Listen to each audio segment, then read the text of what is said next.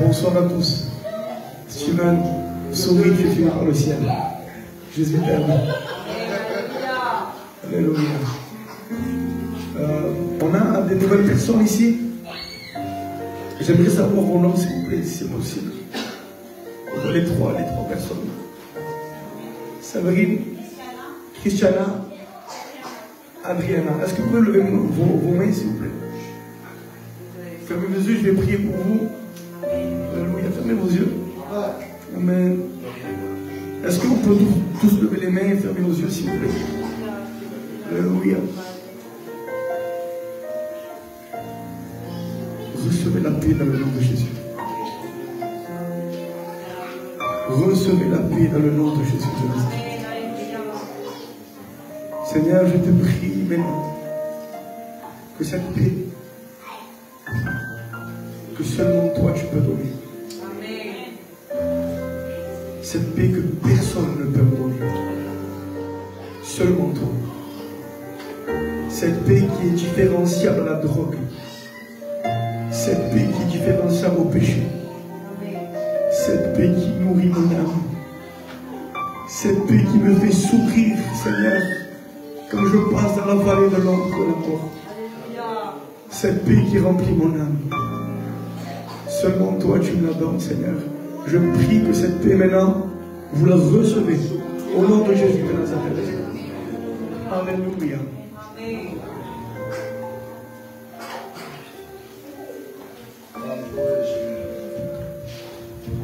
Amen. Ouvrez les yeux. Bienvenue dans l'église. Soyez bénis, bienvenue en tout cas. Désolé. Souhaitez à fond et tranquille, quiero pedir tranquille. Amen, on est là. Il ne va pas rester longtemps. Alléluia.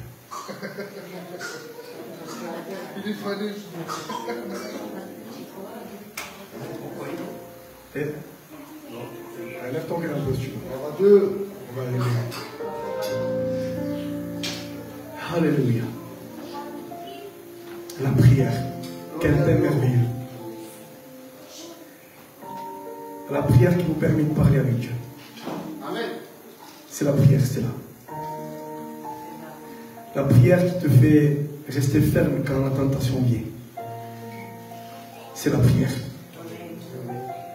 Si tu tombes dans le péché et tu fais que tomber dans la boue, et tu fais que tomber dans la boue, toujours, c'est parce que tu n'as pas une vie de prière. Il n'y a pas de secret, de super spirituel, il n'y a pas.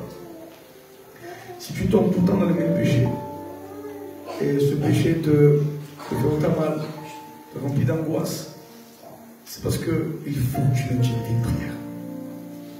Il faut que tu pries. Parce que la seule arme qui peut te maintenir devant le péché, c'est la prière. Il y a quelque chose que tu dois savoir, c'est que être tenté, ce n'est pas péché. Tu peux être tenté, mais ne pas tomber. Jésus a été tenté de tous les péchés. Il n'est pas tombé une fois.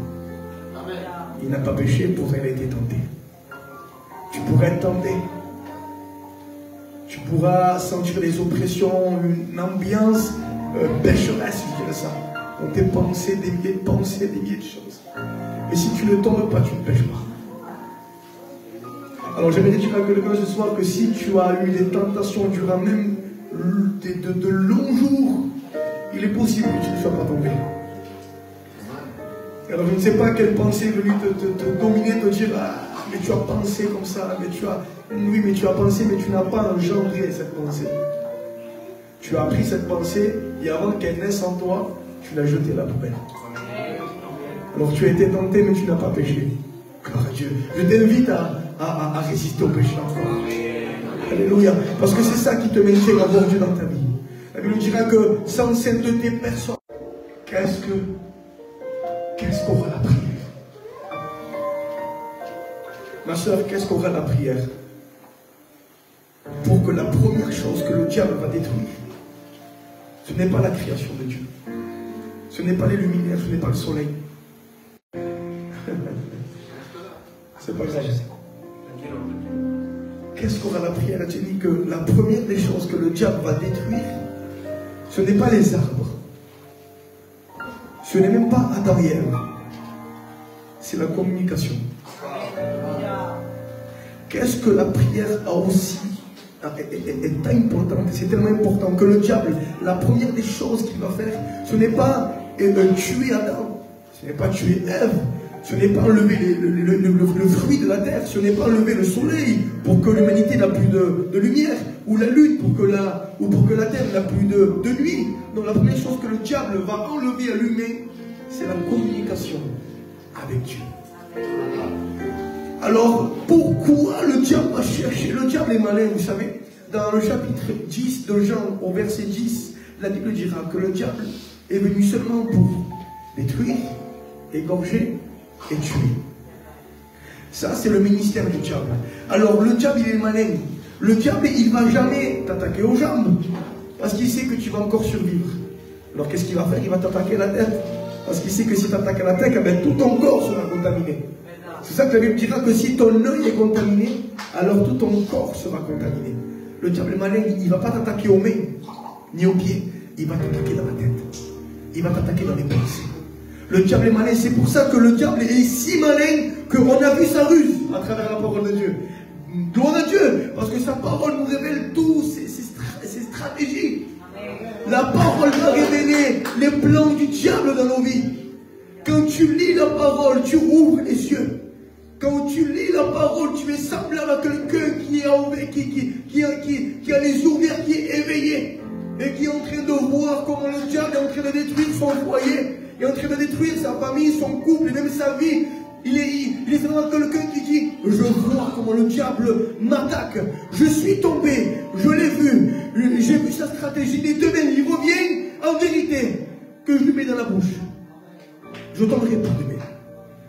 Et j'ai vu, parce que sa parole me l'a montré. Et sa parole, on voit que la première chose que le diable a voulu détruire, c'est la communication avec Dieu. Pourquoi Dieu a voulu détruire la prière? La lutte spirituelle, ton plus grand combat, c'est en lisant Genèse, le commencement de la création, en vérité, quel beau chapitre. Et ça révèle le travail le plus important du diable dans la vie d'un chrétien. Ce n'est pas de te faire casser la voiture. Ce n'est pas de te faire du mal. Parce que le diable, c'est une seule chose. C'est qu'une personne, dans la présence de Dieu, il a du fil à retordre. Une personne dans la présence de Dieu, il va en avoir des stratégies avec toi. Il va en avoir. Et le pire, vous savez c'est quoi? C'est qu'il n'y arrivera pas. Parce que quelqu'un qui se maintient dans la présence de Dieu,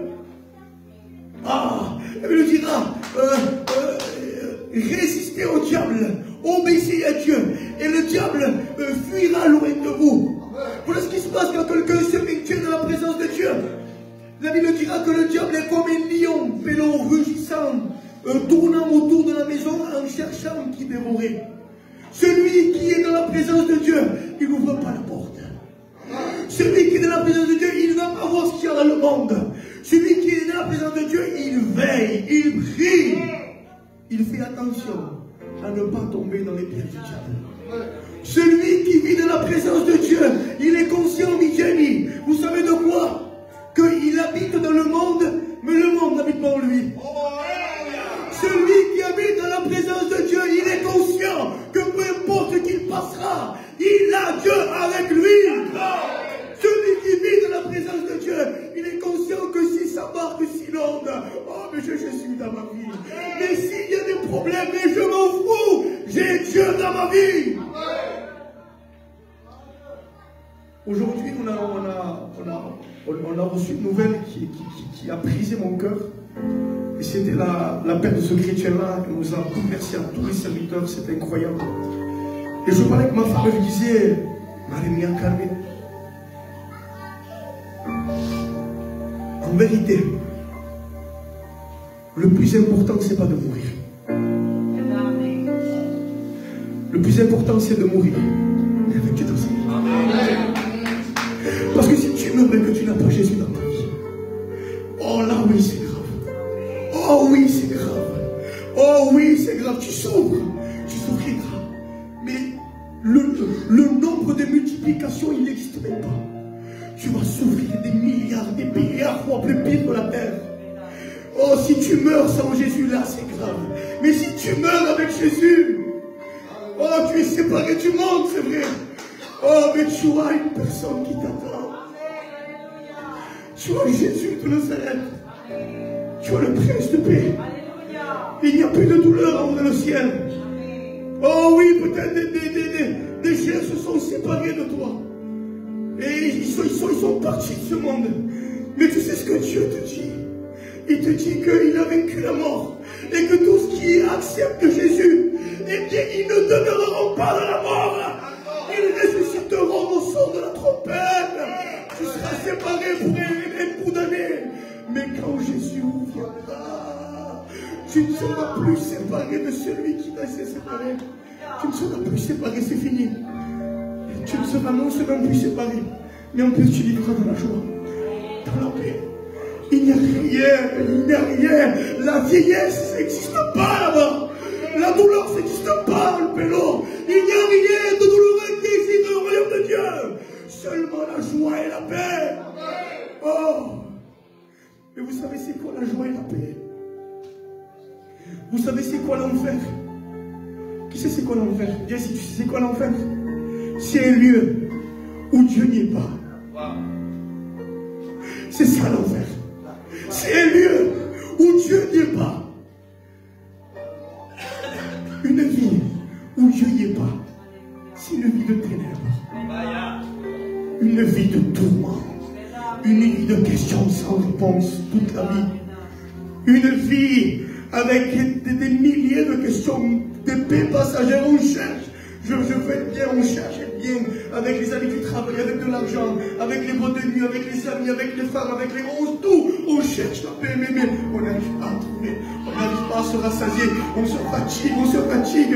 Mais la Bible dira, Jenny, que celui qui est fatigué, qui vient Jésus. Parce que Jésus lui donnera du repos, comme personne ne lui a donné. Jésus donne la paix, comme personne ne la donne.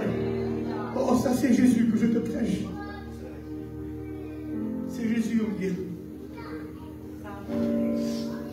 Le diable, il veut détruire qu'une seule chose, c'est te voler ton moment de prière. Non, je t'ai pas vu ça, mais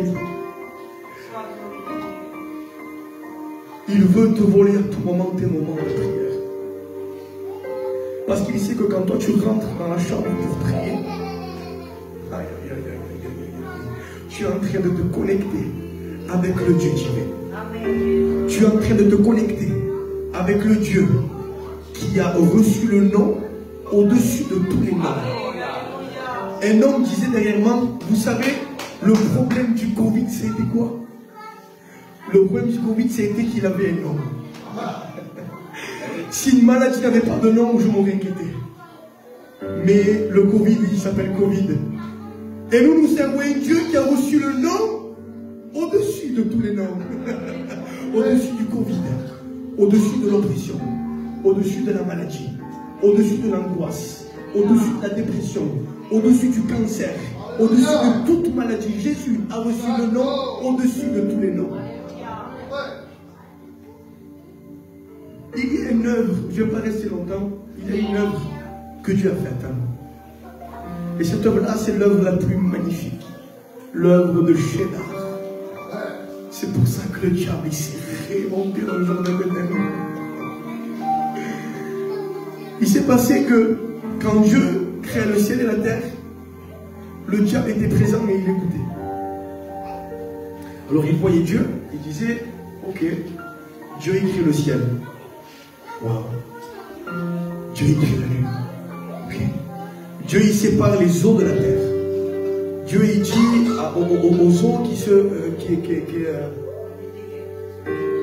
je ne sais plus comment on dit, que la terre produise des fruits. Il passe un jour, il passe deux jours, et quand Dieu entend, quand le diable entend cette parole, là tout d'un coup, il a dit là ça ne va pas. Il y a quelque chose que je dois détruire. C'est quand Dieu a dit, faisons l'homme à notre image. Là, il a dit, le diable il a dit, mais c'est pas possible. J'ai été créé moi, le plus beau des anges. Des pierres d'onyx étaient sur moi.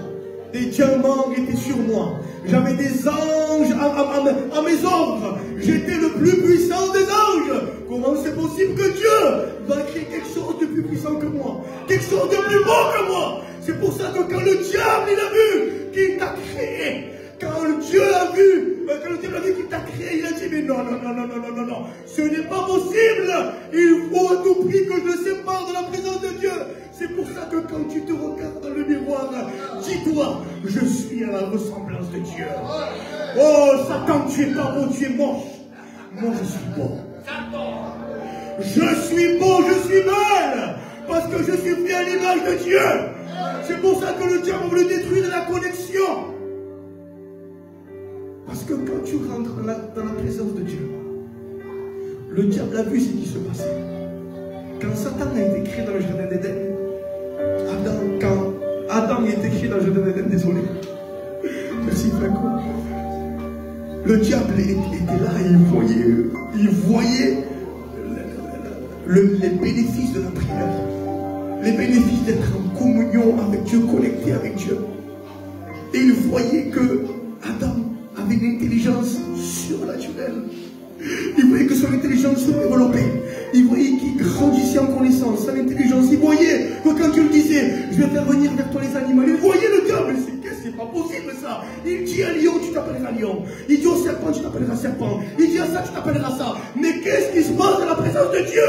Que même mon intelligence augmente, ma connaissance augmente. Je grandis en connaissance. Ce n'est plus moi qui vis. Paul va dire, mais c'est Christ qui vit en moi.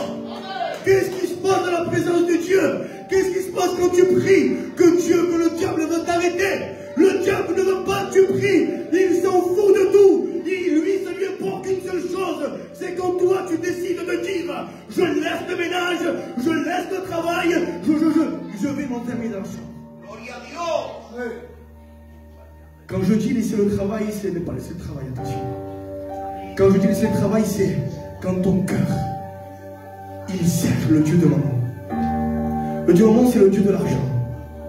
Quand ton cœur est que pour de l'argent, je m'en fous de l'argent, je veux faire des sous. Et tu rates tout. Tu rates même quand tes enfants grandissent, tu ne les vois pas grandir. Ton couple est détruit, ta femme ne te voit plus. C'est le travail. Non. Que les ténèbres aujourd'hui entendent que promesse Adonai va commencer à prier. Que promesse Adonai va entrer dans une connaissance supérieure de la prière. Que promesse Adonai va engendrer des intercesseurs et des intercesseuses.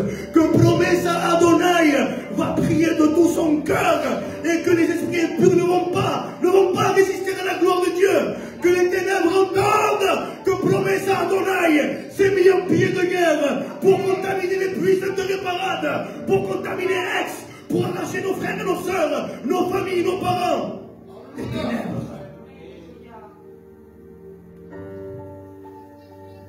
La prière. Il y a quelque chose que tu dois savoir. Je vais terminer. La prière, comme dit le frère Franco, ce n'est pas seulement des paroles. Tu vas comprendre. Jésus est venu sur terre. Il va dire, la Bible dira qu'il nous a fait temple du Saint-Esprit. C'est dans quel passage? C'est ça. Regardez ce qu'il dit la Bible. Ne savez-vous pas ceci? Notre corps est le temple du Saint-Esprit qui est en vous et que vous avez reçu de Dieu. Et vous n'êtes pas à vous-même. Une petite parenthèse. Quand tu vivais dans le monde, tu étais esclave du péché. Mais quand Jésus t'a affranchi, tu es devenu plus esclave du péché, mais tu es devenu esclave de Jésus. Quand je dis esclave de Jésus, c'est quoi? C'est esclave de la liberté. Esclave de Jésus. Esclave de la justice. Instrument puissant de Dieu. plus instrument de mort, instrument de vie. C'est ça que tu es devenu. Paul va dire, vous êtes le temple du Saint-Esprit. Dans Matthieu, la Bible dira que Jésus rentre dans la synagogue. Il va voir des vendeurs de pigeons, des vendeurs. Il commence, Jésus s'énerva. C'était un énervement sain. Parce qu'il faut s'énerver quand le péché est chez toi. Tu ne pêches pas là. Mais non, c'est des nerfs sains ça. Le péché, il ne rentre pas chez moi. Le péché ne rentre pas chez moi. Non, ni dans ma famille. Le péché ne rentre pas chez moi. Parce que le péché me bloque avec Dieu. Le péché ne rentre pas chez moi. Et là, tu peux te mettre dans tous tes états. Deviens rouge. Même pire qu'avant dans les nerfs. Ne laisse pas le péché entrer chez toi. Dans ta vie, ne laisse pas le péché. Parce que la Bible dira, dans Jacques, la Bible dira que chacun est attiré par sa propre convoitise. Et quand la convoitise a été semée en toi, et que cette semence a pris un terme en toi, elle est prête à accomplir sa volonté. Et quand tu fais la volonté de ce péché-là, tu es en train d'accomplir l'œuvre de l'amour. Mais toi, tu es temple du Saint-Esprit. Toi, tu es... Ah, je n'ai pas entendu. Toi, tu es temple du Saint-Esprit. Toi, tu es temple du Saint-Esprit. Oh non, tu ne vis plus dans les ténèbres. Tu vis dans la lumière. Tu es celle du monde. Là où tu marches, la gloire de Dieu marche avec toi. Là où tu marches, Jésus marche avec toi. Là où tu marcheras, Dieu sera avec toi. Là où tu marcheras, la gloire de Dieu sera avec toi. Parce que tu es temple du Saint-Esprit. Aïe, aïe, aïe, aïe. Tu es temple du Saint-Esprit. C'est pour ça que l'apôtre Paul va dire, tu es temple du Saint-Esprit. Jésus va venir dans la synagogue, il va dire, mais c'est quoi tous ces vendeurs? Il commence à renverser les tables, il commence à prendre les fouets, à jeter tout l'argent par terre, à casser les cases où il y avait les pigeons, il commence à renverser tous les monnaies des échangeurs. Il commence à s'énerver, il était remonté Jésus, parce qu'il va dire quelque chose.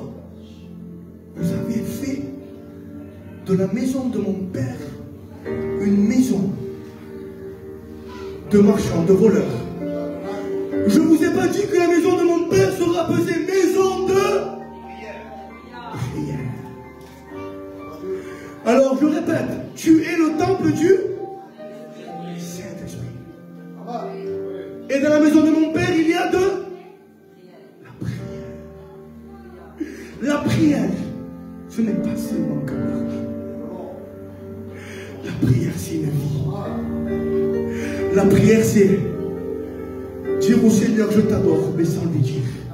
Tu sais comment? Quand un frère te fait du mal, et que toi tu dis, je t'aime de tout mon cœur. Seigneur, je t'adore. Quand toi, tu as une volonté, mais que ta volonté ne va pas avec la volonté de Dieu, tu vis une vie de prière. Tu donnes tes plans à Dieu. Tu donnes tes décisions à Dieu. Tu donnes tout à Dieu. C'est la maison de prière. Tu es le temple du Saint-Esprit. Tu es la maison de prière. Je le redis, prier n'est pas simplement parler. Tu es la prière. Tu es la prière. En toi vit la prière. Parce que tu es le temple du Saint-Esprit. Ne laisse pas le diable rentrer dans ta maison et faire des clubs échangistes, des clubs qu'on vend, où on vend des choses. Ne le laisse pas faire. Alléluia. Parce que tu es le temple du Saint-Esprit. Tu es le temple du Saint-Esprit. La prière, c'est pas seulement que parler. C'est une vie.